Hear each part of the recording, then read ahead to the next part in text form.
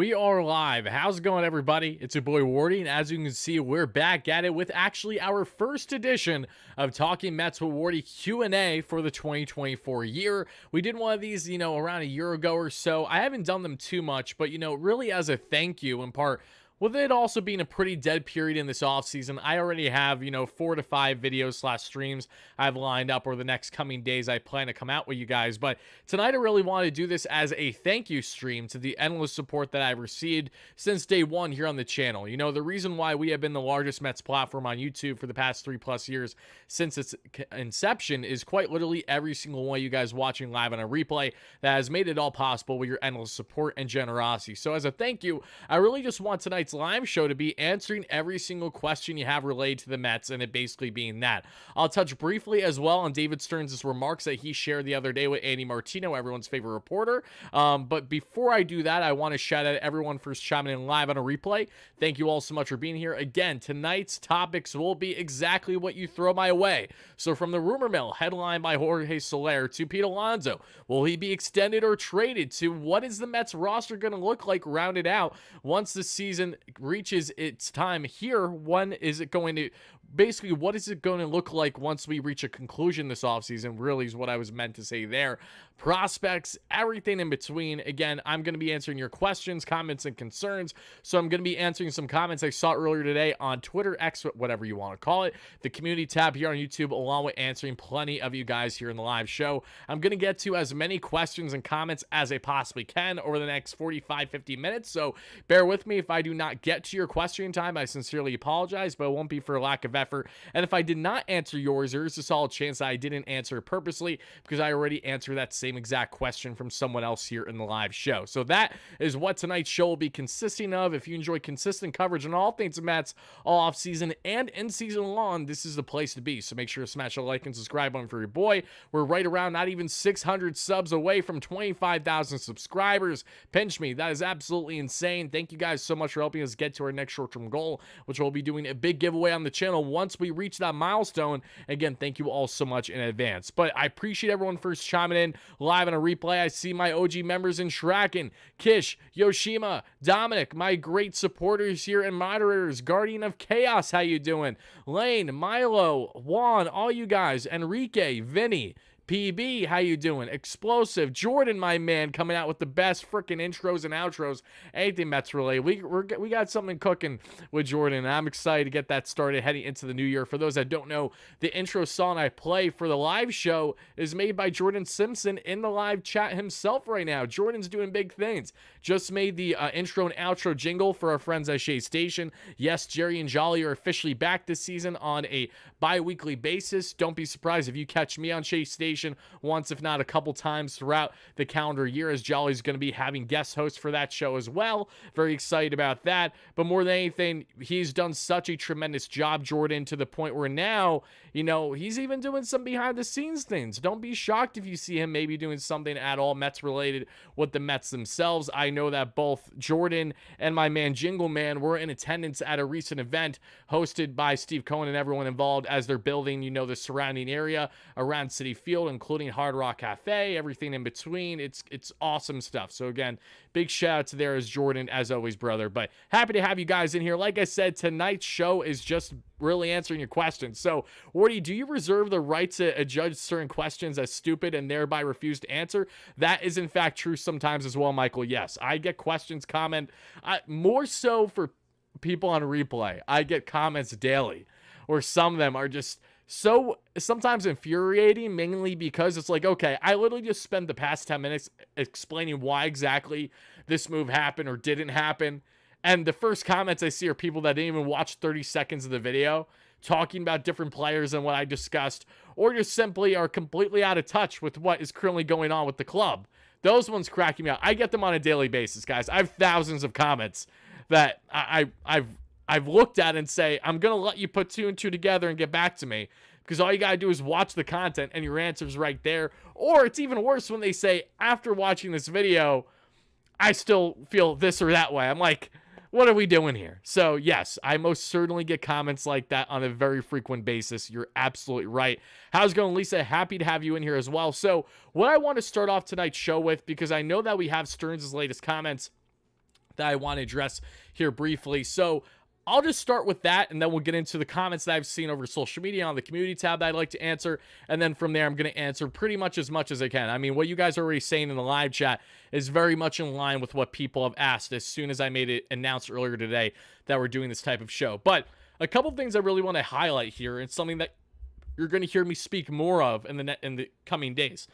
David Stearns just had a 5 or 6 minute interview with Andy Martino, and Andy started the conversation by saying, now that your offseason is pretty much wrapped up, how would you grade it? I was actually just interacting in the chat with CP, who I know does makes content for Mets, Rangers, and others. Shout out to him. CP New York, something along those lines. I apologize, CP. I'm not trying to butcher it. I'm trying to do my best here for a younger creator like yourself. But he was commenting in the Till Mets Do Us Part live show. They just went live. They're good friends on the channel too. And said, how basically there was a concern level because Andy asked that question and Stearns never addressed it to make you think, oh, okay, is it basically rounded out? Are they done making moves? Quite the contrary. David's reply is that, we're never done trying to address the club, and that will be a matter heading into the season as well.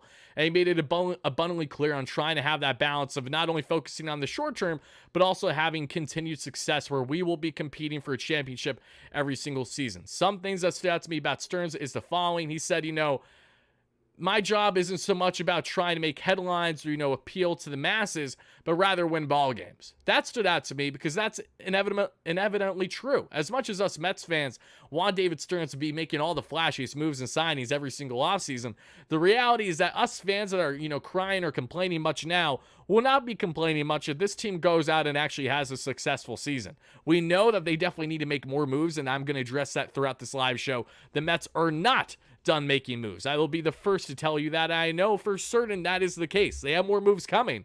It's just a matter of what exactly are those types of moves going to be. We'll break that down even further here shortly. But I love the straightforwardness that David has too, because, he said, we know he's a diehard fan like Steve Cohen.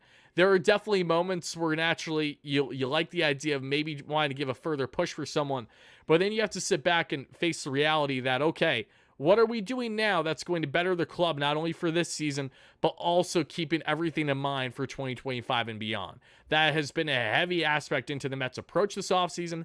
They're not done making moves, but the confidence level from David Stearns is really what stands out to me, along with the uncertainty that faces when addressing the DH position. He made it known that they're still very much evaluating that, as is the case with the pitching market, the reliever market.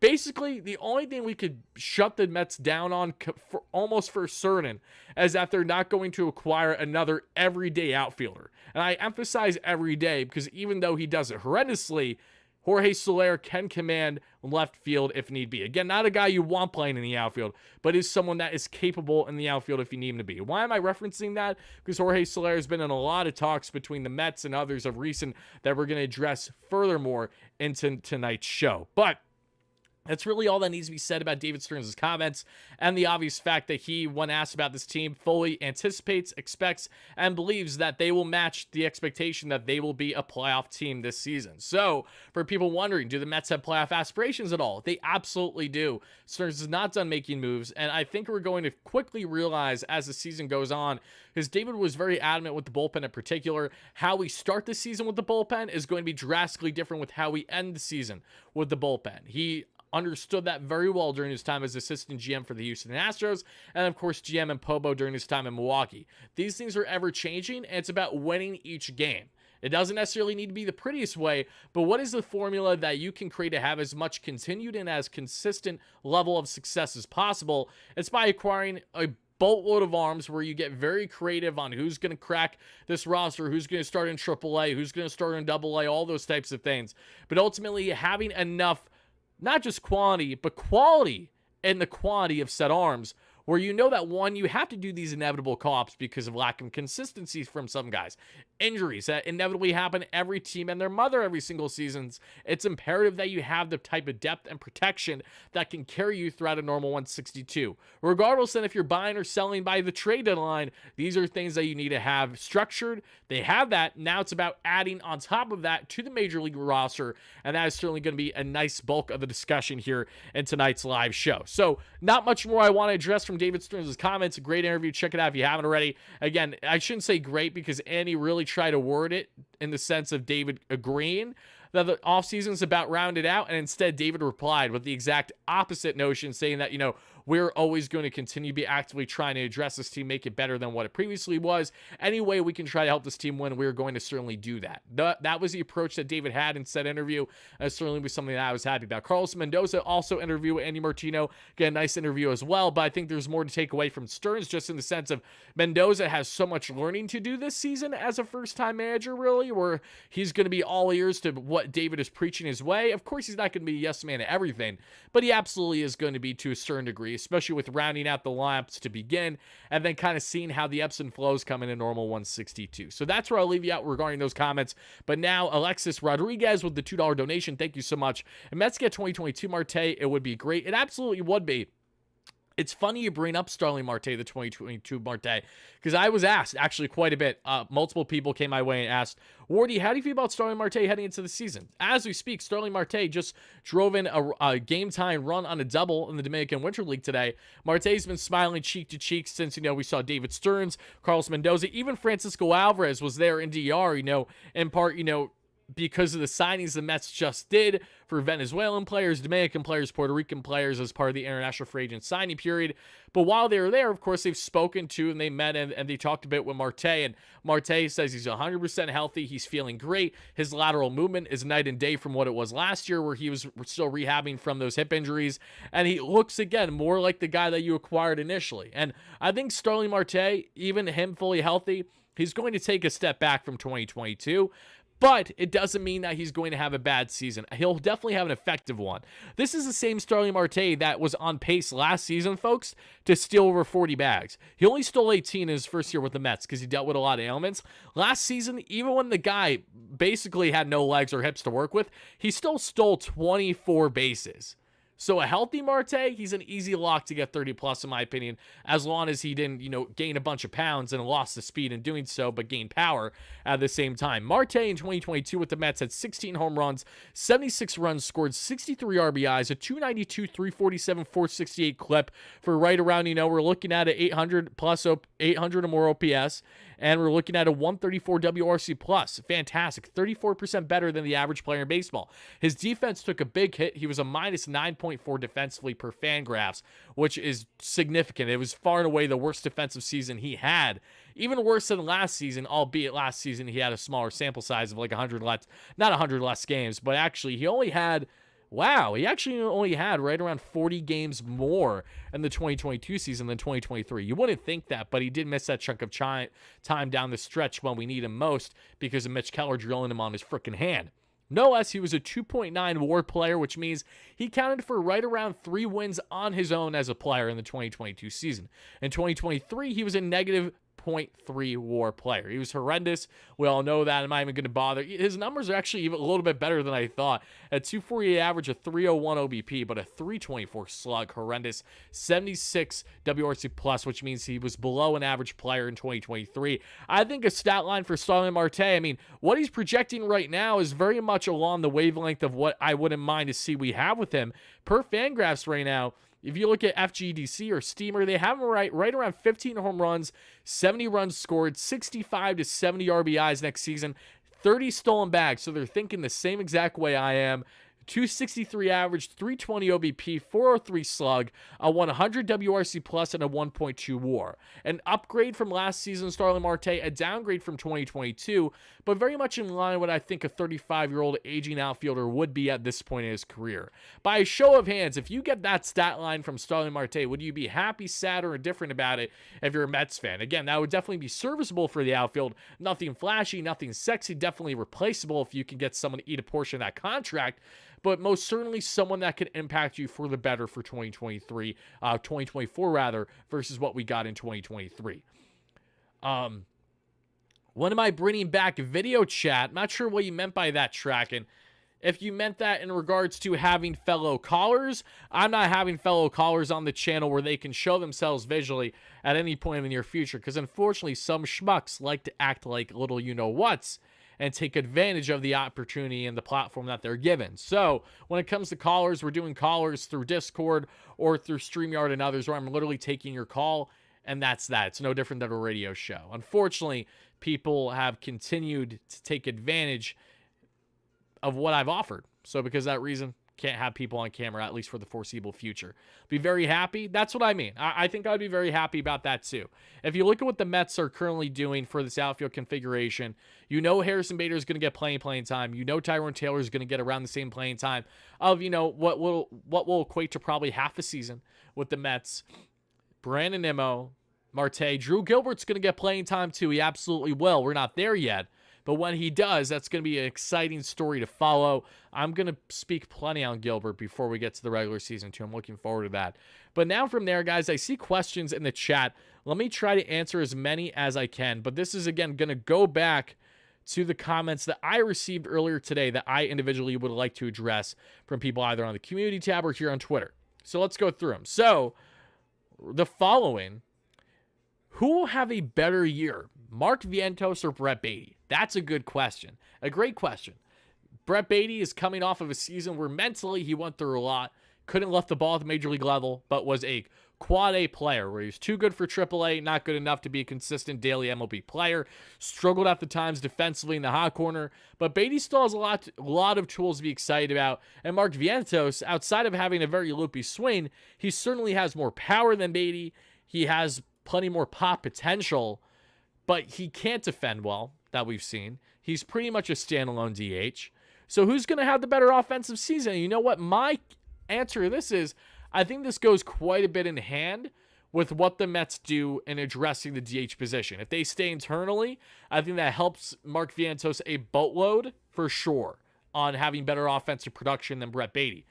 If the Mets sign Jorge Soler, if the Mets sign a Justin Turner where he could impact some playing time for Baty, that may change things a bit too. But if you acquire Soler, if you're Mark Vientos, just like that, you find yourself blocked and you're in limited playing time until you're traded, basically.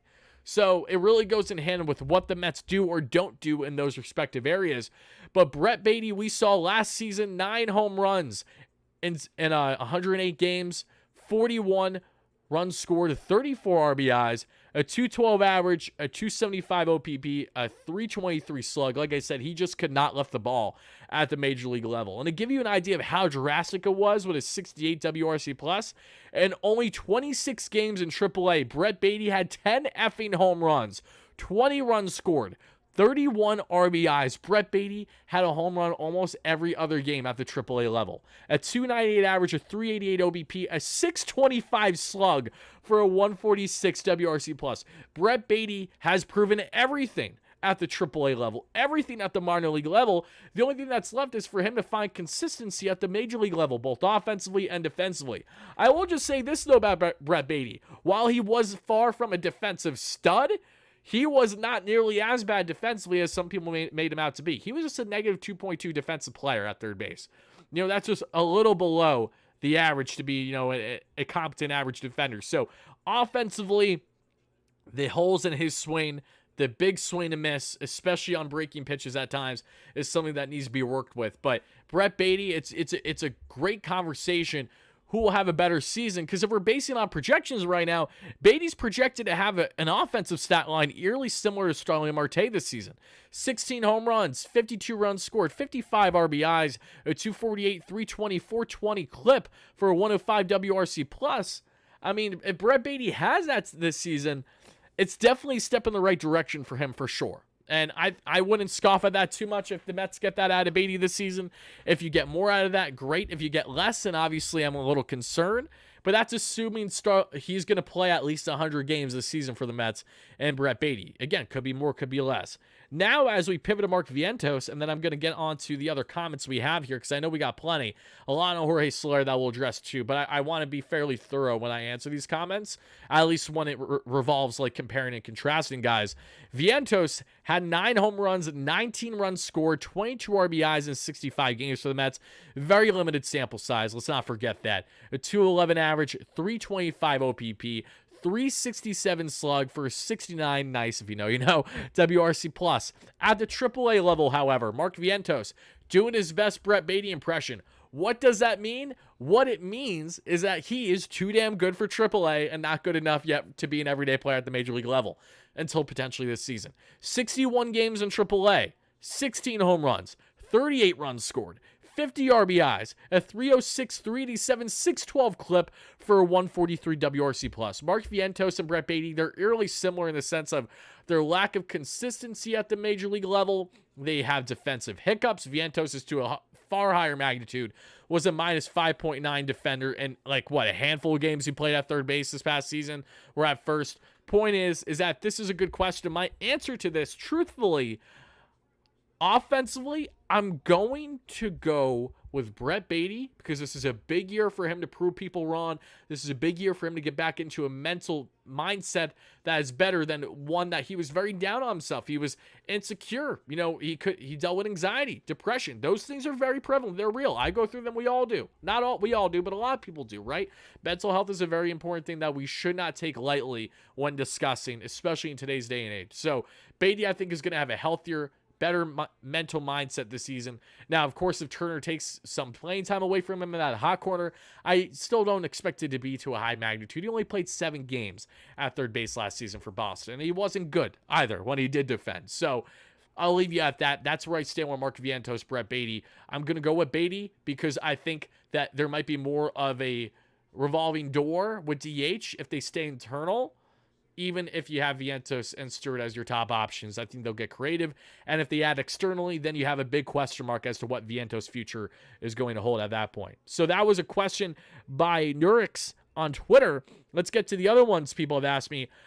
On a scale of 1 to 10, how confident, hyped am I in the current state of the team, says Drake Mason on Twitter, and as well as 2025 to 2028. I can't really speak on 2025 to 2028. I'll just say I'm uber excited for those years because that's supposed to be like prime time core group of the Mets being a win now World Series competitor every single year, hopefully.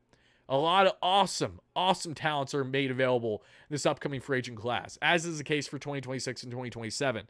So for those reasons, I'm excited, but beyond that, there's not much more that needs to be said, because from there, it's speculation on prospects being called up by then, how will they perform, and the very few guys that are still on contracts with the club. What does that look like? This season, I'm very cautiously optimistic in my excitement this year. I know David Stearns is not done doing moves, so that goes in hand with my excitement level, but as things currently stand, I'm more excited than I am at all last year, because last year was a shit show before it even began, pretty much, with Edwin Diaz's season-ending injury in the WBC. So I certainly have an excitement level, but if I had to put it on a 1 to 10 scale for the Mets right now, I'm definitely sitting at like a 5, for sure. Just because there's so much uncertainty filled with the club. And most of my excitement honestly stems from just baseball being back versus what is the exact product we're getting on with the field. Because there's a great reality where I'm going to rue covering a lot of games this season if things do not go as planned. So, and we dealt with that last year, right? So hopefully things are on the up and up for 2024 and beyond. So that's the final comments. Last one from Matthew and a bunch of numbers on Twitter. If the Mets sign Soler, do you want to see a Vientos Baty package for Luzardo, even though it is unlikely Mets make a trade for a top-end starter?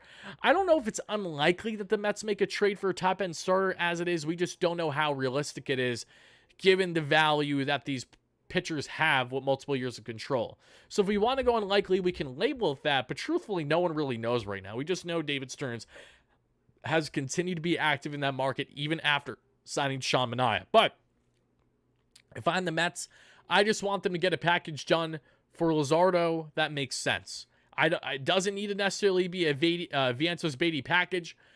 Ideally, I would like a world where you only trade one of those in a Luzardo trade. I don't want to give up 2 of those young talents. I think Vientos makes so much sense to trade him. Again, he's a Florida native. I'm sure he's been in that Miami ballpark plenty.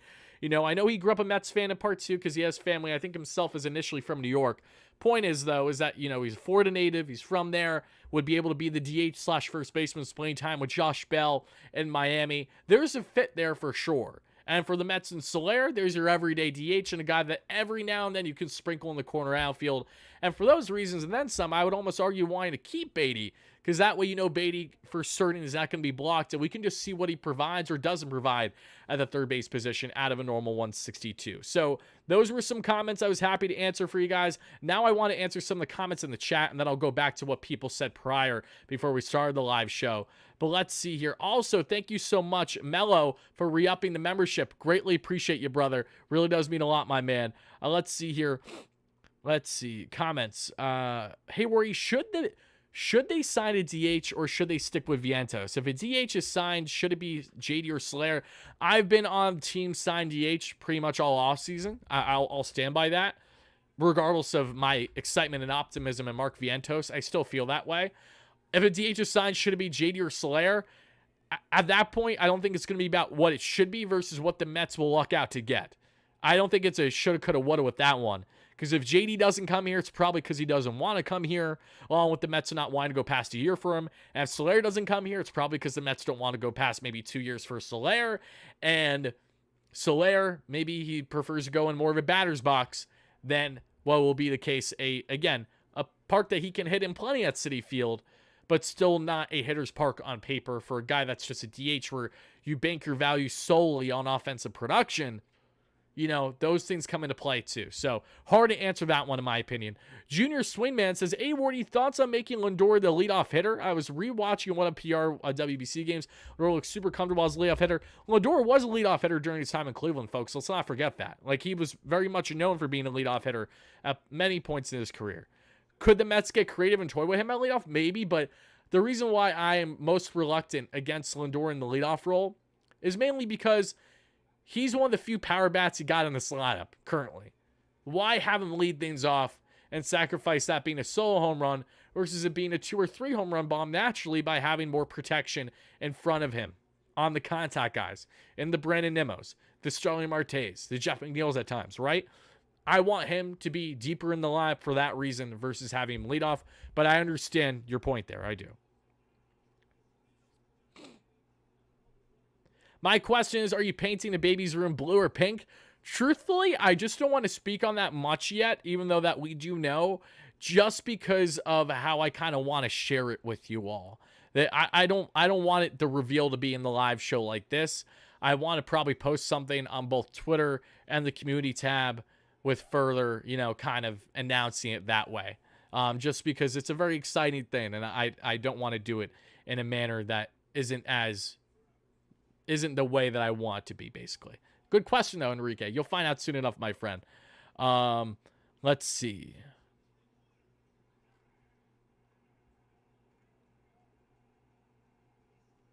You are great at what you do, and Kevin, you are great at being a supporter here. Thank you so much for that, my friend. Thank you. If you're first chiming in live on a replay, guys, we're just breaking down the latest in Metsland, as this is a full-blown WardyNYM Q&A session. I'm answering all your Mets-related questions or anything that you want to get off your chest.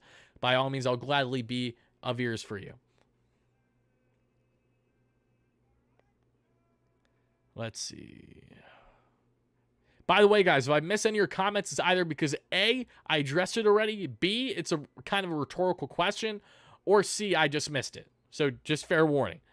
Thank you so much, Caution. I greatly appreciate the kind words there. Let's see. Deron Rivera, thank you so much for the $10 haul. I apologize if I butchered your name. I did not mean to do that. Thank you for your donation. Who will bat behind Pete if they don't get another bat? If they don't get another bat, Pete Alonso, who's going to bat behind him, probably in that number 5 spot. Guys, who do you want at the number 5 spot if you're the Mets here, right? Who do you want batting behind Pete Alonso? I know there's arguments to say that it's a very top-heavy lineup if you do this, but I think there absolutely can be an argument to be made about Francisco Alvarez as your number 5 hitter. Absolutely, with that power alone. I think there's great potential there. Of course, having back-to-back sluggers isn't the most ideal, but at the same time, we can't be hypocrites, as I know for certain if the Mets do land Jorge Soler or JD Martinez, that's the exact bat you want behind Alonso, because that way Alonso's going to see more pitches in the zone. You know what I mean? So I'm probably leaning Alvarez without really doing too much of a deep dive there. It's a great question, though. That's a good one. Thank you so much for that donation, Deron. And I'm sure we're going to expand on that plenty, as there will be head-scratching lineup moves inevitably happening throughout the course of the 162 season. Greetings to you, Toucan. Appreciate you being in here. Yeah, I got to go with Alvarez. I really do. Frank, you're awesome, my man. Happy to have you in here. McNeil again. Jeff, of course, can have the on-base ability, but I think you could also make an argument with Jeff where maybe you want him down farther in the lineup to basically be another leadoff hitter for you. You know what I mean? There's that would make sense too. So again, I understand the counters here, but yeah, I'm liking Alvarez. Love you too, Wardy. Happy to have you in here, my friend. Joe says, hey, Wardy, do you think making Pete the captain and then offering him a good long-term contract makes him want to sign with the Mets long-term as captain?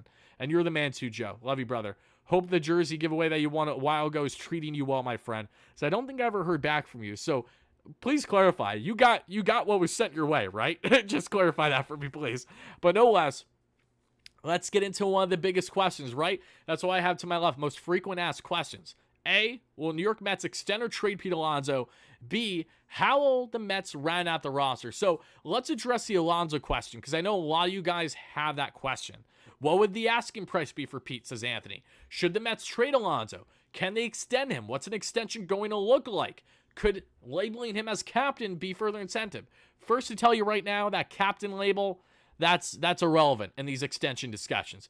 Pete Alonso cares far more about his next decade-long contract than the label of captain, when Brandon Nimmo is already the unsung captain in this locker room. It's been labeled for the past multiple years now that Brandon Nimmo is one of the key leaders in this locker room, on the field. Of course, Alonso and Lindor are in their own right, but Nimmo, especially being like the grizzled vet part of the group for the Mets now, two of their core group that were homegrown talents as well, he kind of fits that role pretty well. So it would be like a co-captain thing if Pete got it.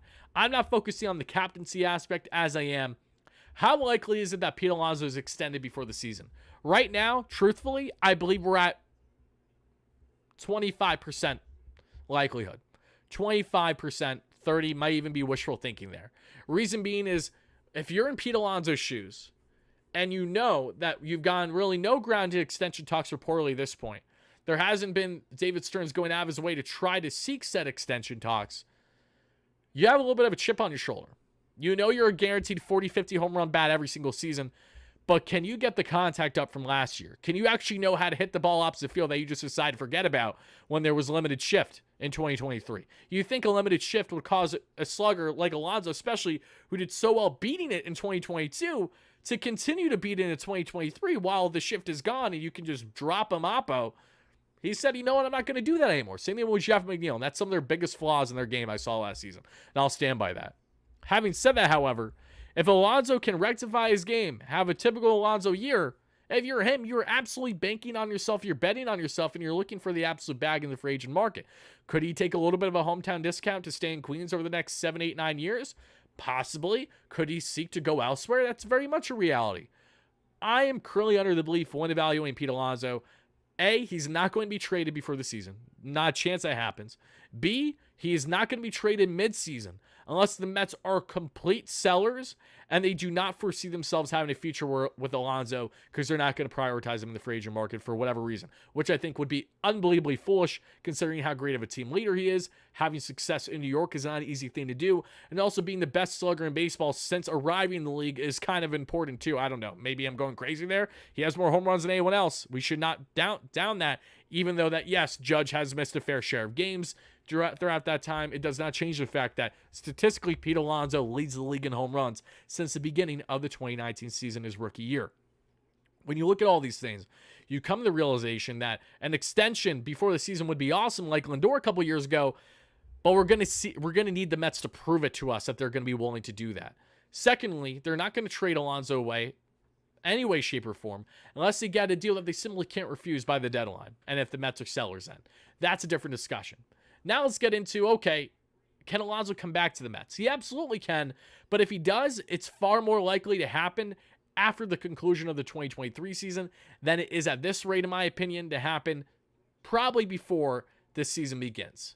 We got pitchers and catchers reporting a month from now, guys. Spring training is right around the corner already. It's wishful thinking, in my opinion, to suggest that Pete Alonso will either A, be extended or be traded if you're in favor of him being dealt. I don't anticipate either of those things happening before the season begins. Of course, it happens. If it happens, we'll talk about it then, but I'm not under that current belief from everything that we've heard. More of what we haven't heard is the reason why I stand where I stand, as someone who desperately wants Alonso extended. And then we get into what is the value of Pete Alonso from a contract standpoint. He's making 20 mil this year, right? Pete probably wants north of 30 mil over a decade-long contract. Pete Alonso would love a $300 million plus contract over 10 years. Even with this inflated market, I think there's a great argument to be had as to why Pete Alonso will not be getting that contract, or the counter as to why he should not be getting that contract. And the biggest reason why I have a gripe with Pete Alonso making $300 million as things currently stand is he's playing a position where he profiles best down the road, probably at the DH position. He sacrifices his body too much as a defender. While he may have success in doing so, he takes far more wear and tear on his body by diving in front of balls, trying to stop them from going past him into the outfield on a night-to-night basis that's of a higher magnitude than any other first baseman currently in baseball. That ultimately is going to lead to some negative things happening down the road. It's ultimately going to lead to him probably profiling best as an everyday DH, as much as he may suggest otherwise. So for all those reasons and then some, you're buying Pete Alonso for his bat. You're not buying it for his not even Gold Glove caliber defense. At times it's looked great, but at times it's also been a little head scratchy. Pete, on average, is a slightly above average defender when he's at his best. That is what we've seen consistently. Is his power alone warranted enough to give him $300 million over a decade? I think there's a great argument to be had against that. I think Pete sitting somewhere in the 200s makes far more sense for him in the reality of him signing a long-term deal. And I think if you're going to sign him to a long-term deal, and there's something that does help Pete Alonso in wanting to advocate to be a $300 million man, it is the fact that he has been, one, very durable throughout his career to this point, and two, he plays a position that's so less taxing than others, where he easily could have a Nelson Cruz type career, where even if he profiles best as DH, he's going to be an absolute slugfest for the next decade. Pete's only, 28, 29 right now? If you have him till he's north of 40, I don't expect that power to just drastically dip down. As long as he stays disciplined and learns from mistakes in years past, he could profile like a JD Martinez. He could get the contact rate up. Maybe he won't be a 300 hitter, but could consistently give you a 250 to 265 average on a year-by-year basis. Having a solid OBP, getting on base, at north of a 350 plus rate. The slug will be through the roof. You're getting over 800 OPS every single season, where he can top out of north of 1,000 if everything goes right. There's definitely pros and cons to evaluating Pete Alonso and his value on a long-term deal. I see the pros, I see the cons, and David Stern sees that too. And this is why we are where we're currently at with evaluating his future in a Mets uniform or not. Favorite Mets memory I have as a kid? Good question, says Surpass. Oh, there's so many. It's hard to relay if there's a favorite, truthfully, because my memory's a little hazy too, I'm not going to lie. But when I think back to that 2015 season, I think of the chills, the pure chills that Yoenis Cespedes coursed through my body. Like, literally. Like, I got choked up watching Cespedes at times, jaw dropped, blown away by the immediate impact he had on the team. So when I think of best moments as a young fan, they really stem from that 2015 year more than anything else. Because while I watched in parts in 2006, while I watched them all throughout my life, I didn't watch the Mets on a daily, diehard basis level until I was in my young teens, which ultimately led to that 2015 season and all the magic it had, even though they fell short. So when I think of my favorite memories, it does go back to the start of the Cespedes era and not the Cespedes era post-contract extension. That's where all shit hits the fan. Double plantar fasciitis, lying about the medicals. Did he fall off a damn horse or not? He got his freaking ankle stuck in like a pothole while he was on his farm trying to chase away hogs. Like, ridiculous shit in a very Wilpon Metsian way.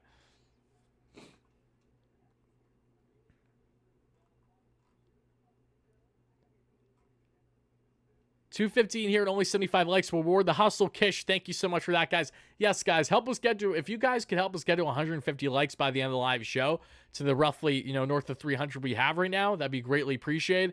And thank you all so much in advance. Now, I want to answer a couple more comments that I have actually from Twitter and the community tab, and then I'm going to go back to answering you guys in the live chat. Don't worry, we're not ending the show yet or anything like that. And again, appreciate everyone for chiming in live on a replay, as it's just a Wardy Q&A show for you guys, giving a little back. I'm curious to see how this is going to do on replay too, if you guys like this or if you don't really care because it's not a breaking news headline or anything of that nature. Just, I like to mix it up every now and then to kind of a breath of fresh air, if you will, from what we normally do here on the channel. I know you guys get tired of hearing the same rumors, or just the rumor mill continued when we haven't made further moves yet, which is the case with most other teams.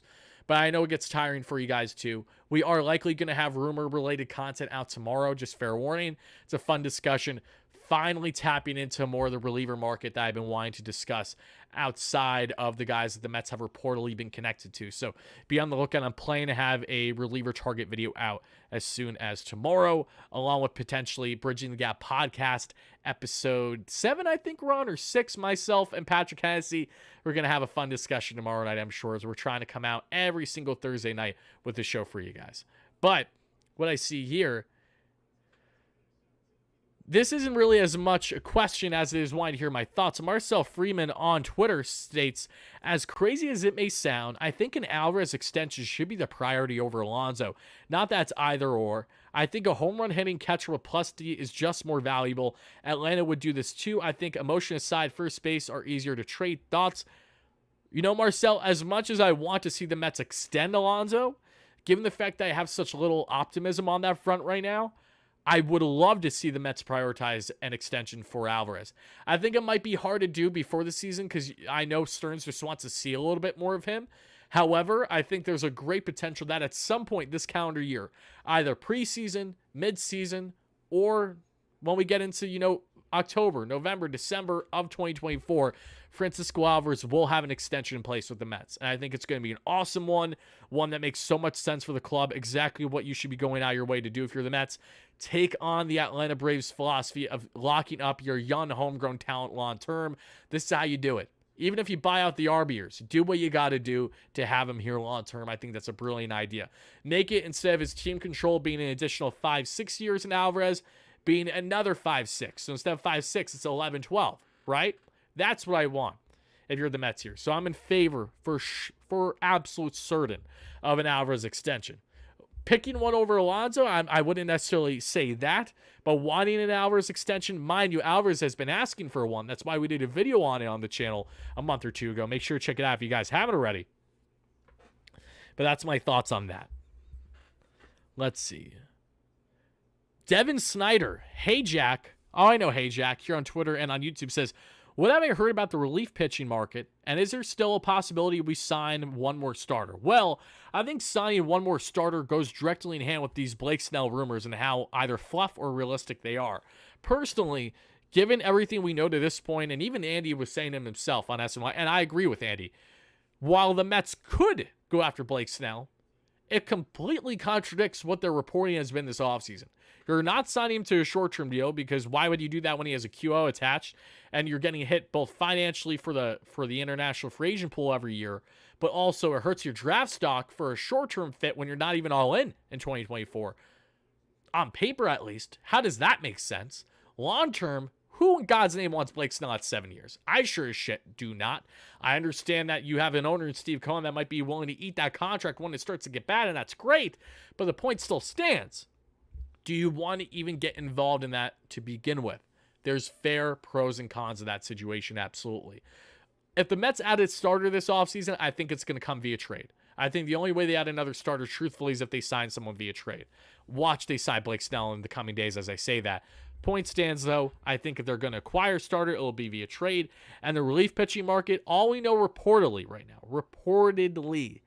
is that the Mets have been connected to 3 relievers, one of which has signed with the Reds, in which he grew up, a Cincinnati native, so he probably grew up a Reds fan, and Brent Suter. The other 2, Wandy Peralta and John Brebbia, they're still on the market. I know the Yanks have interest in a Wandy Peralta reunion, so that could potentially happen. And if you're Wandy, unless you're getting absolutely gypped on, like they're trying to get you on a hometown discount to stay, I wouldn't be shocked if he goes back to the Bronx, especially with the roster they're building for this season, and then some. John Brebbia, of course, plenty to like there too, most recently with the San Francisco Giants. That's the latest on the free agent market, what's been reported, but we're going to get into more on those potential fits tomorrow as well in our content. That's the plan. Now let's get to what the comments I know some people have on the community tab, and then I'm going to just answer you guys in the chat for the remainder of the night. Great question from Justin Medina, 3949 here on YouTube. What's up, brother? Justin says, any chance a Woodruff signing would be possible? Seems like a great way to get a pitcher for next year. Yes, and I'll go a step further and say I'll be surprised a little bit if the Mets do not sign Brandon Woodruff. He almost feels like such a slam dunk of a guy you're showing interest in. David Stearns knows him better in his medicals than any other exec in baseball outside the Brewers organization. For those that don't know Brandon Woodruff, he's a Cy Young caliber pitcher that's out for the next calendar year, most likely. Rehabbing from shoulder injury, significant one. He's had a lot of ailments in his young career, unfortunately. And the most unfortunate part of it all is that when Brandon Woodruff is healthy, he's an absolute dog. He's one of the best starters in not only the NL, but in Major League Baseball. He's absolutely a Cy Young caliber pitcher when healthy. So to sign him on a multi-year deal, to have him rehab in the organization and see how he looks over the next year, and then have him ready to go for 2025, it's almost a no-brainer if you're the Mets. Even with the significance of the injury history that he has, I think the potential far outweighs the far outweighs the risk, because if you do sign him and things fall through, it's just a short-term deal that didn't work out that you tried to, and it wasn't for a lack of effort on his end or David Stearns and the Mets end and trying to get him right. You know what I mean? So to answer that question, Brandon Woodruff, absolutely. If you can make that happen, you do it if you're the Mets. Brebbia is trash. I disagree, Mike. Brebbia is actually much better than people make him out to be. And I discussed that in previous content of his, and I'll discuss that probably again tomorrow. Do not be fooled to what you see in a baseline ERA. You know, that's like Shintaro Fujinami, who I'm going to be talking about, has 7 ERA this past season. Expected numbers were around a 4. First year in the bigs, one of the best flamethrowers in the game, just struggles to command his pitches, something that can be worked on a lot well, especially with a team that at least has had some previous success in finding command out of pitchers that have lost command or haven't had it at their young major league level. We've seen that with the Mets. They've done well. They struggled in some parts. You know, David Pearson just forgetting that a strike zone is a thing in the first half of 2023 doesn't help. Tyler McGill not having his command down. Mind you, we're going all the way back to spring training. McGill didn't look good from quite literally the start of 2023. Even when I had the privilege of meeting Tyler, because I have a good relationship with his mother, shout out to Julie, shout out to Tyler as well, was very humble, very nice guy when I met him. Tyler would be the first to tell you he didn't look good in spring. His breaking pitches weren't locating. He had poor command. That carried over when he had to be utilized right away because the Mets had injuries. That's the whole point of the depth the Mets have had. That way we don't need to bank on guys like McGill to come in and save their rotation right from the get-go. But looking at things as a whole here with this team, they're definitely in a position right now where it's warranted to have said depth, and is absolutely a club that, in my opinion, by bringing in these types of assets in which they have, is going to amount to them having greater success throughout the regular season. Wardy, where do you see yourself in 5 years? That's a great question. I like that one. 5 years from now, I see myself still being involved in the YouTube space, but being far more the head of things than doing the day-to-day. I do not foresee myself covering every single Mets game on a night-to-night basis 5 years from now while I have a 5-year-old at that point, you know? I think things are going to be drastically changing for the better as soon as this season with kind of how I want to go about things. Just to give you guys an idea, this year more than any other year, you're going to see other faces on this channel. There's going to be nights. There's going to be plenty of nights, I'm sure, this year where you're not going to see me, but you're going to see a fellow awesome Mets creator that you know, or one that you're going to come to love and hopefully build a relationship with that I present here on the channel. And the reason for this is naturally time is going to be less and less on my side once the kiddo comes this summer. And also this was a structure that I had mapped out well before that I was expecting to have a kid, is to really build this into a platform where when I'm here, you guys are going to be very happy. It's going to be scheduled. You guys, you know, you're going to have me these nights of the week. The other nights of the week, you have other people. But we're kind of gone to the point now at WardyNYM where it's more than just me being this personality. It's a business. Okay, so I'm viewing this from a much larger scale than what I'm currently doing. So there are things that will be introduced this season that you haven't seen before on the channel. New segments, new shows, new people. Maybe people that you've previously seen that you've seen like throughout the offseason. Hint, hint, some of the guys that you've already seen this offseason that have been on the channel will be reoccurring guests, frequent guests. You know, I think a great example on kind of just what we're doing here is for those that are big Knicks fans, think of CP the franchise. Think of Knicks Fan TV. Love Knicks Fan TV, love CP. That is where some influence comes in on what we're going to be building. You're going to just see endless content here. It will not always be from me, but my goal is to build this into a brand that is of a magnitude of significance.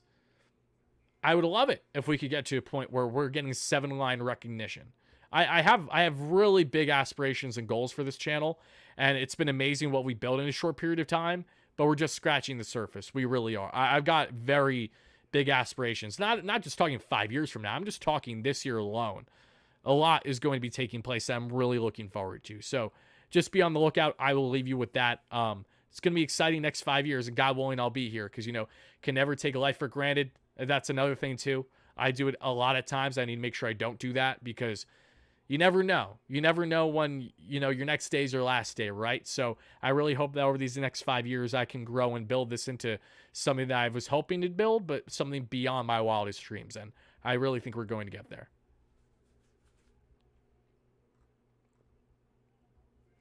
Now I want to get some more comments on top of yours. Again, appreciate everyone commenting, sharing their thoughts. Do I think the Mets will land Jorge Soler? That is what Switch Flame Podcast 1923 on YouTube commented hours ago. Do I think they're going to land Soler? No. If you want me to be blunt, no. Joe DeMeo on the Mets pod today said, I'm feeling it's pretty much Soler or bust. That's his first mistake. That's his absolute first mistake. He's just buying in because he's wanted Soler all offseason, the same way that they've ruled over Andrew Chafin, as have I in years past. I purposely did in this offseason because I knew the Mets wouldn't get him, and they didn't get him, right? Jorge Soler, as much as I want him, and I think he'd be such a great fit for this team, I think that there's still tops a 50% chance that the Mets land him. I'm saying tops because there's been so much contradiction this offseason. I do not want to lead fellow fans on with just my blind optimism that I've had in years past too. So if you want me to be blunt, I don't think we're going to get Jorge Soler. I think he's going to go to Toronto or Boston, truthfully. And I hope I'm proven wrong. But that's how I currently feel. So if the Mets do get him, it'll be an awesome, pleasant surprise. And truthfully, the reaction will be more genuine then, should it happen.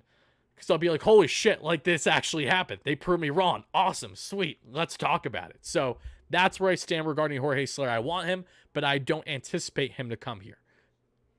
What up, Wardy? Long time no see, brother. Oh, that was about Pete Alonso. Talked about that. If the Mets sign Soler, trade for Luzardo, sign Wandy Peralta and David Robertson for the bullpen, how many games do I expect the Mets to win in 2024 if they do all those things? Says River Serenity Verona on YouTube. If the Mets make all those ensuing moves, I anticipate that they would be at least a 86 win team. That's what I'm thinking. If the Mets make those moves, this, in my opinion, could be an 86 win team for sure. 86 wins can get you into playoffs, guys. So I don't want people to be like, oh my God, sub 90 wins. I mean, we got fans out here saying the Mets aren't going to win more than 70 this year, which unless they do a complete sell-off at the deadline, I got a bridge to sell you because that likely isn't going to happen. I'll even go a step further. I don't think the Mets will be full sellers at the deadline. I think a great reality with them at the trade deadline is they're going to kind of be stuck in like, fuck, what do I do? We're only, let's talk hypothetical. We're only 3 or 4 games out of a playoff spot right now. Do we buy or do we sell, right? That's going to be a great question for David Stearns that he's going to have to answer. But I think we're going to be left with a big question mark by that time this season. If the Mets have a dismal 2024, should they go in a full rebuild and basically try to trade out everyone with multi-year deals? No. If the Mets have a dog shit 2024, they're still going into 2025 guns a-blazing. World Series aspirations, or close to. Absolutely. They're not going to trade away their long-term assets because they have very few to begin with. The Mets only have 2 long-term contracts on this roster right now, guys. Long-term. It's Brandon Nimmo and Francisco Lindor. Edwin Diaz, you can call long-term. You know what I mean? But it's 4 years. Lindor's still got what? 8? 8? You know? Nimmo's still got a boatload. I think Nimmo still has 7. So Those are long-term. Mets aren't going to be partying with them if they have a shit 2024. The vision will still be very similar heading into 2025, what it is currently. Just how I currently perceive things, at least. Can I name any potential relief pitcher trade targets? Trade targets, I would, but that's such a toss-up. I mean, I can just relay things I know Jerry Blevins said in the past in SNY this offseason. Devin Williams will be awesome, who just signed a great new contract with the Brewers. You could pry away some of those key flamethrowers from the White Sox. But beyond that, it's such a toss-up with trading for relievers because there's such a boatload out there. And I think when you evaluate what's already available in the free agent market and how wishy-washy relievers naturally are on a year-by-year basis, there really isn't an argument to trade for relievers with what's currently out there. So I'm not even going to bother to go down that rabbit hole because I think the Mets have everything that they could be looking for currently available in this free agent market. Nolan, thank you so much for the kind words. Great member says, best Mets channel. Thank you so much for chiming in, brother. Appreciate that. It's just a Q&A stream, my friend. So I'm really just trying to answer as many Mets-related questions you guys have as humanly possible. Congratulations, Tyler. Thank you so much, my man. Appreciate it. Nolan, again, thank you so much for the donation. Thank you, thank you, thank you. Some new stats are good, but both are kind of BS. But most are kind of BS. Stats aren't BS. FIP is a nonsense too, but I understand when evaluating pitching in particular, what should we take face value versus more than that. ERA, I think, is a very flawed stat, and I stand by that. I think baseline ERA will only take you so far. There can be more weight held to it with relievers that already were established in the league for multiple of years because it kind of gives you an idea a bit. Even if the expected numbers aren't great, you just look at their track record and you kind of see the consistency where it is. Did that guy have an anomaly of a year, which is why his expected numbers were, say, a 5 ERA, even though his baseline was over a 2? Let's take Wandy Peralta, for example. Or if it's a starter who, say, has Blake Snell, right? Blake Snell. Actually, let's do this right now. This is a great example.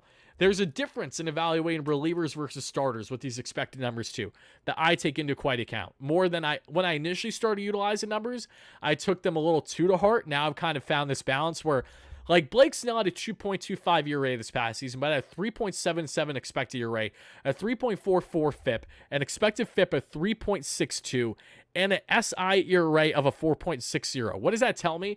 All the numbers that Blake Snell can control most as a pitcher were worse than his baseline numbers. He had defense on his side, and you have Ha-Seong Kim, one of the best infielders in all baseball, to thank for that. So, and Manny Machado when he decides that he wants to flash the leather and not be lazy. So that's kind of where I stand with the numbers. Some are very important. I think expected ERA, SI ERA, FIP, they're all vital. WHIP as well, those are important numbers. But when evaluating a starter, again, this is what teams need to take into account, right? And this is what teams are taking into account when evaluating Blake Snell's market. Wandy Peralta, why do I not care too much as expected numbers weren't great last season? It's because if you look at his previous 5-6 year track record, they were all in line better with his walk rate and his overall numbers. Shintaro Fujinami, why am I not putting too much stock in his 7 ERA this past season? It's because he was a rookie from the MPB that the Oakland A's just threw out there and expected to know what the hell he was doing. He goes to the Baltimore Orioles. He has his best outing against the Mets, a fucking perfect inning, mind you, that will be in the highlight reel that I show you guys when I discuss Shintaro Fujinami in the near future. But his expected numbers all around a 4, 4.5, while he has a starting pitching arsenal. What does that mean? It means that these guys, they have nasty stuff. You just got to put it together. He didn't have proper guidance this past year. He has a lot more that he needs to work on. I think he can work on that, and then some if he comes in Queens, rekindles that relationship with someone that he knows in Kodai Senga. And on top of that, the Mets have had this previous success with MPB pitchers. It won't be to the magnitude of Senga if you let Shintaro Fujinami. But that baseline ERA 7, I guarantee, goes down to either a 3.5 or a 4 next season. Guarantee it. As long as you can get him right and not overutilize him. You know, he was a starter and a reliever last year. As a reliever, I really like his odds. I really like his chances. The Arsenal's nasty. Point I'm trying to make. Expected numbers, there's pros and cons to as well.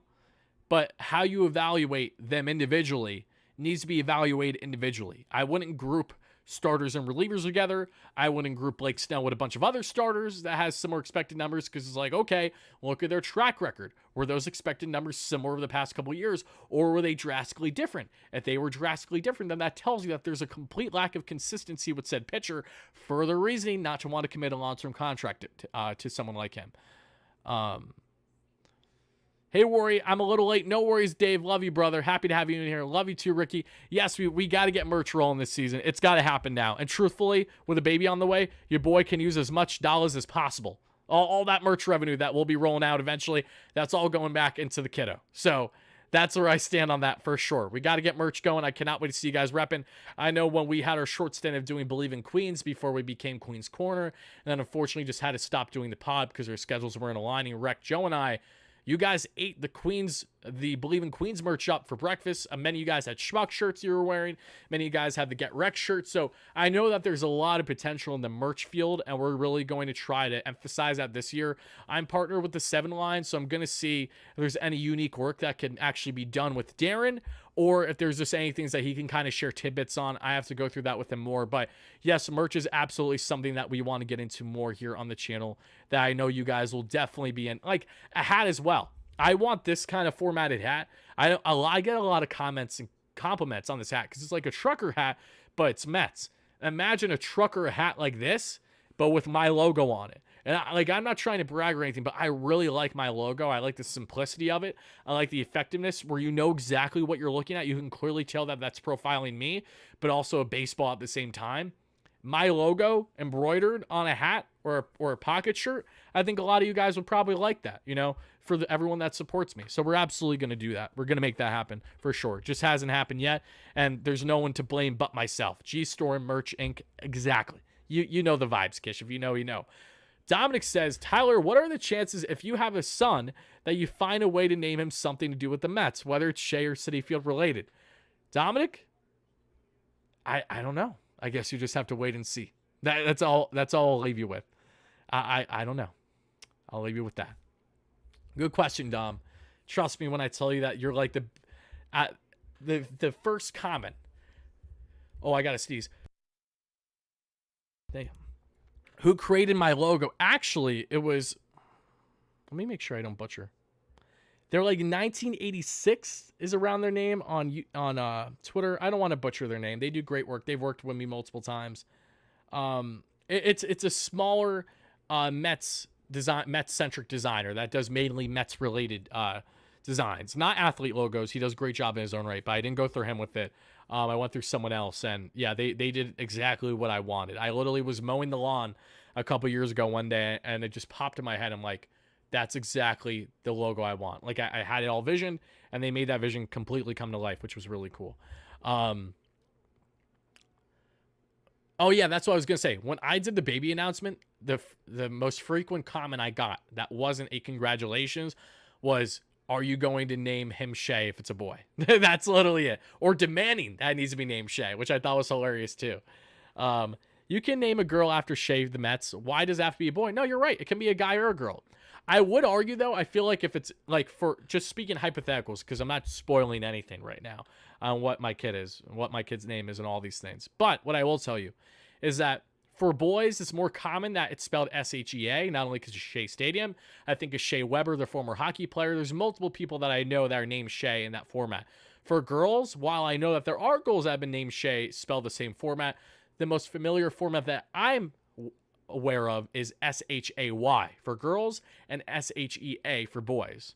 So that's just what I grew up. Like, I literally knew there were girls I knew growing up in high school that their names were Shea, and they were all spelled S-H-A-Y. So it's to each their own. However you prefer it is up to you. It doesn't matter too much to me, but you'll see Schmuck shirts are coming. They absolutely will be coming again for sure. David, yes, got to get the hat, brother, once it's out. Let's see. I think there are a lot of fake Mets fans on this talk show. JFYF. What do you mean by that, Teddy? Do you mean fake Mets fans in the chat? Do you mean people that I've had on the channel in the past? Elaborate, my friend. Elaborate. I know someone who has named after Brett Favre, so he's going to continue to trend and name his first son Aaron and his second son Jordan. That's hilarious if that's the case. That's hilarious. In this day and age, you can spell names however you want. Oh, of course. Absolutely. My first name that pops in my mind, no Sean fucking Moreno. Running back legend for the Denver Broncos. That's like, if you want to think of a random ass name where it's like, how do you pull that name out? Oh, out of your ass? No Sean Moreno. There you go. One of the first I'll always think of. Let's see. Let me see what else you guys got in the chat, guys. We'll roll for another, north of 10 minutes, guys. Then we're going to wrap things up. But I really just want to get to as many comments as I could. Mario, my man, how you doing? He says, hey, Wardy, do you think the Mets will get a number one starter through trade or free agent? Thank you, bro. I don't think they're going to get a... I don't think they're going to get a true number one, but I think they're going to be diligent still in their efforts of trying to land a bona fide worst number 3 starter. Oh, this chat is full of Mets fans who hate life itself. Why even be a fan? Be better. I agree, Tone. Happy to have you in here. Trust me, my man, we always get a lot of miserable Met fans or, pessimistic ones. I understand pessimism. Do not get me wrong. I understand that completely. But when people are like going out of their way to act that way, like keep it somewhere else. Because I don't care enough. I have to deal with you guys being negative Nancy's, including myself, when I cover every freaking Mets loss throughout a season. You know what I mean? I go through that enough as is. I don't need it in the offseason. I don't, because I got to go through that shit enough on a day-to-day basis. You think I enjoy doing post-game shows talking about a fucking 10-6 loss? I don't. I despise it. I hate every aspect of it. The only enjoyment I get is when I get to do my rants. But even my rants were watered down by the time we're a month into the 2023 season because I already wasted all my rants of the year. I ranted a very select few times in 2022 because the Mets were so good for a vast portion of that season. My rants were huge and they were loud when they were needed down the stretch, but they were few and far in between. They only became consistent when the Mets just were fumbling down the stretch. 2023, pick and choose a couple of games every single week you want to rant about. So I'm really hoping that this season, more than anything, we just have a structure where even though we're going to lose a lot of games out of a 162, naturally you're going to lose a lot of games. If you win 86 games, you're still losing a lot of games, right? So even in that scenario, I just hope that the Mets are playing more enjoyable baseball in the day-to-day, that I don't have to have those same type of reactions and become the type of pessimistic fans that I know many people in the chat day by day tend to be. Need more from Marte? I agree with you completely, Dave. Hopefully we see it. Who do I see as a setup man in 2024? Not someone that's currently on the roster. That's what I'll say. Wardy, who is your favorite all-time Met? Favorite all-time Met? It's a twofer, and this might be funny. I mean, I love Mike Piazza, but I didn't grow up watching Mike. I'm just too young. That really goes in hand with it. So I can't really pick Mike. David is like the guy, I would probably say. David's the guy. He's up there. But I didn't even get to enjoy David in his prime as much as I would have liked to, because I was more of the casual fan with the Mets in his prime heyday. Like, when everything was going right with the Mets in his early beginnings, I didn't get to appreciate that nearly as much. Mind you, when the Mets had their run in 2006, I was 6, right? So even if I did pay attention day to day, it still wouldn't be to the coherent magnitude that it is now. So, truthfully, there's 2 guys that pop in my mind. Jacob deGrom obviously is there, because when Jake was a Met, holy shit. Never in my life will I think I witnessed someone to his magnitude, a true video game. It was nothing short of a pleasure. He literally brought tears in my eyes because of how much I loved watching Jake, but how much it heartbroke me to watch him pitch because he was usually pitching 2-1 win or loss ball games. Michael Conforto has always been my guy. It's not because he's the best guy on the team, farthest thing from it. It's not because we apparently look similar that everyone claims every time I mention the man. It's just because he's that guy that I got a chance to appreciate as soon as he started his career. As soon as he got the call, I was watching him from day one. I love his swing. I still believe Michael Conforto has one of, if not the sweetest swings in Major League Baseball. It's loopy. He strikes that at a good clip. He came off of, an unfortunate shoulder injury that had him sign that multi-year deal with the Giants. Solid season last year, but again, struggled with the contact rate because he has a little bit of a loopy swing now. Michael Conforto was my favorite player as a young fan, solely because I fell in love with that swing. I love the hot stretches he had, especially I think of 2019 in particular.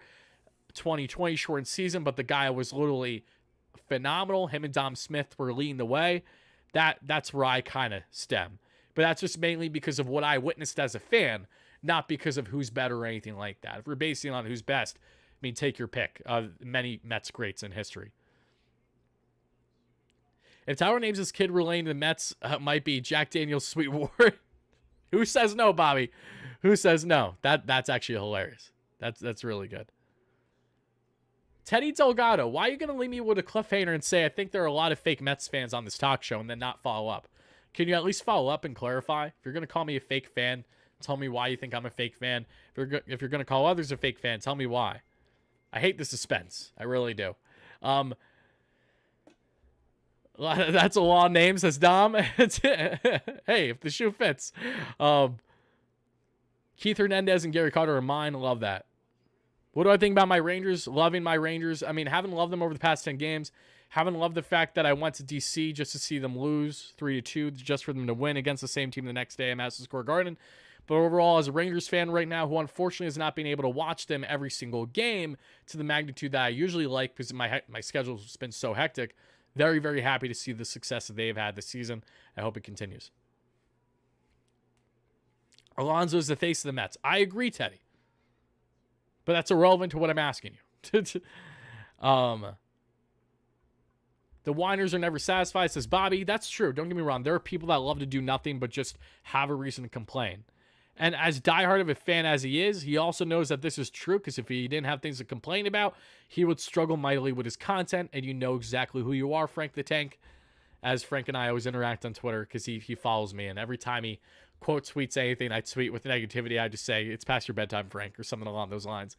Love his story of him losing weight and all these things. I'm sure I met him in person. He's not a bad guy, but, you know, being put on a pedestal just to have negative, outlandish reactions when Barstool knows very well what they're doing with someone who is not emotionally in check, either because of just unfortunately the way that they were brought up, or because if there's more there cognitively that we don't know reportedly about, I don't know. But what I do know is that I cannot stand people that just wait to try to find ways.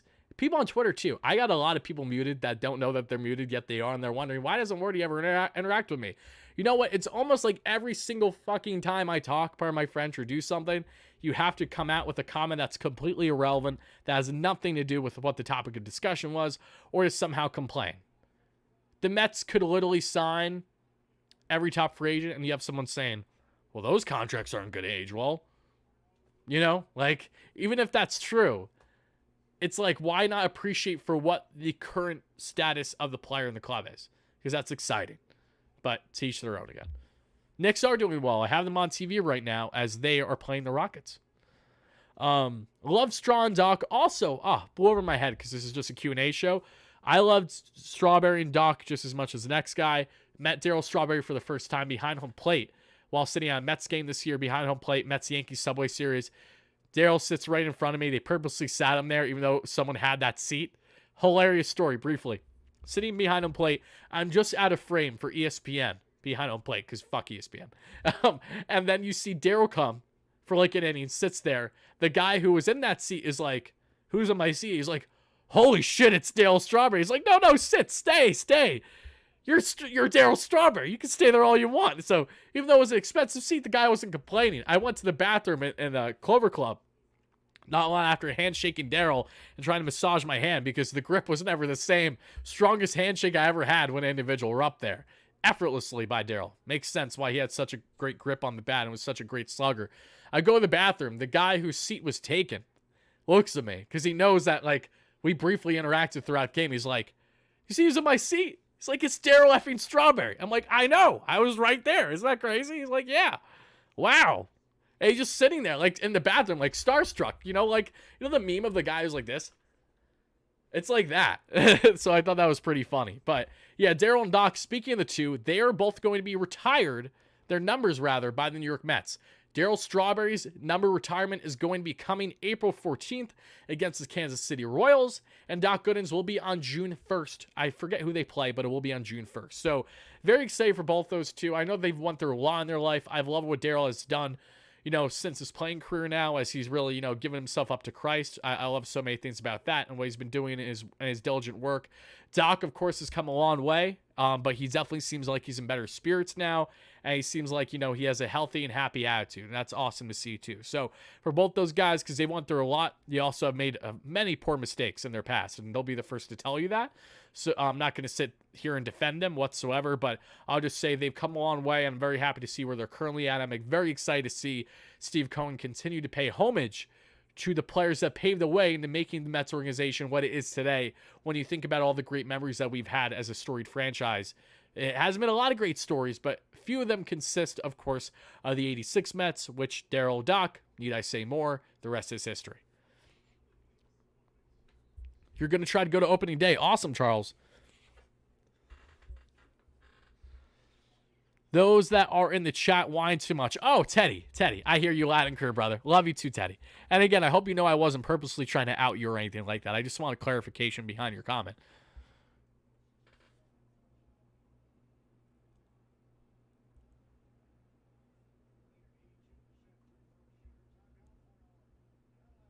There we go. Sorry for the ASMR, folks, but your boy had to get the camera in focus before we get it all set. Wrong dates? Enlighten me if I was wrong on the dates. Was I? I apologize if I was. Well, considering I'm reading a tweet right now that says April 14th for Dwight Gooden. Oh, my bad. I didn't have the dates wrong, folks. I had the players wrong. We were both wrong, BMW 05. We were both wrong. Dwight Gooden is on April 14th. Darryl Strawberry is on June 1st. Strawberry is the game against the D-backs. Gooden is April 14th against the Royals. So, some added incentive. You don't only want to go to see Doc get his number retired on the 14th, but you also want to watch not only the Mets, but Bobby Witt Jr., who is easily going to be, in my opinion, the best, if not a top 3 shortstop in Major League Baseball by the end of the 2024 season. He's that effing good. So that is what I'll leave you with regarding that. Apologies for misspeaking there, but you did too, BMW. So we're in the same boat here. Teddy, appreciate the love too. Am I a Jets fan? I'm a Steelers fan double. Thankfully, my father did not make me a Jets fan. That's one of the few things I'm grateful of, and the fandom he passed down my end. Even though I haven't seen a lot of actual championship success with the Steelers. Of course, they won in 08-09 area against the Cardinals, but I was young. I wasn't paying attention enough. I got my heart broken in 2012 around there when they lost to Aaron Rodgers and the Packers. Jets know Rodgers very well now. And then they just lost yesterday in a game against Buffalo where I really didn't expect them to win. So, why are we yelling, BMW? What's the animosity? Who hurt your goldfish today?